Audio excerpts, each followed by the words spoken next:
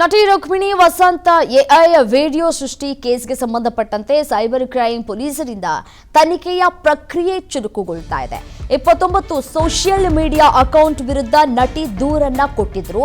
9 Instagram, 14 X ಖಾತೆ, 6 Facebook ಖಾತೆ ವಿರುದ್ಧ ದೂರನ್ನ ಕೊಟ್ಟಿದ್ರು. IP ಅಡ್ರೆಸ್ ಪೊಲೀಸರ ಕೈಗೆ ಸೇರಿದ್ದೆ ಬಂಧನ ಪ್ರಕ್ರಿಯೆ ಶುರುವಾಗುತ್ತೆ.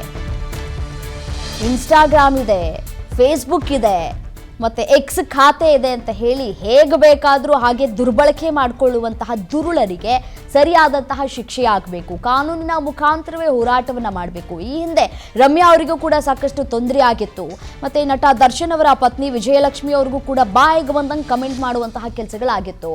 ಮತ್ತೆ ಸಿಕ್ಕ ಅಂತಹ ಒಂದಷ್ಟು AI ಇದೆ ಅಂತ ಅಂದ್ಬಿಟ್ಟು ಅದಕ್ಕೆ ಯಾರದ್ದೋ ಮುಖಚರಿಯನ್ನ ಬಳಕೆ ಮಾಡಿಕೊಂಡು ಇನ್ಯಾರದ್ದೋ ದೇಹವನ್ನ ಬಳಕೆ ಮಾಡಿಕೊಂಡು ಕೆಟ್ಟದಾಗಿ ಬಿಂಬಿಸುವಂತಹ ಕೆಲಸಗಳನ್ನ ಮಾಡ್ತಾ ಇದ್ರು. ಸಾಮಾಜಿಕ ಜಾಲತಾಣವನ್ನ ಯಾವುದಕ್ಕೆ ಉಪಯೋಗಿಸ್ಕೊಳ್ಬೇಕು, ಯಾವ ರೀತಿಯಾಗಿ ಅದನ್ನ ಬಳಕೆ ಮಾಡಿಕೊಳ್ಬೇಕು ಅನ್ನುವಂತಹ ಮಿನಿಮಮ್ ಕಾಮನ್ ಸೆನ್ಸ್ ಇದ್ದಂತೆ ಕಾಣಿಸೋದಿಲ್ಲ. ಇದು ಈ ಹಿಂದೆಯಿಂದನೂ ಕೂಡ ನಡ್ಕೊಂಡು ಬರ್ತಾನೆ ಇದೆ. ಯಾರು ಎಷ್ಟೇ ಉಗಿದು ಉಪ್ಪಾಕಿ ಬುದ್ಧಿವಾದ ಹೇಳಿದ್ರು ನೋ ಯೂಸ್. ಎಷ್ಟೋ ಕೇಸ್ಗಳು ದಾಖಲಾಗುತ್ತೆ, ಅವರನ್ನು ಬಂಧನ ಮಾಡ್ತಾರೆ, ಒಳಗೆ ಹಾಕುವಂತಹ ಕೆಲಸಗಳಾಗತ್ತೆ. ಅದಕ್ಕೂ ಕೂಡ ತಲೆ ಕೆಡಿಸ್ಕೊಳ್ತಾ ಇಲ್ಲ.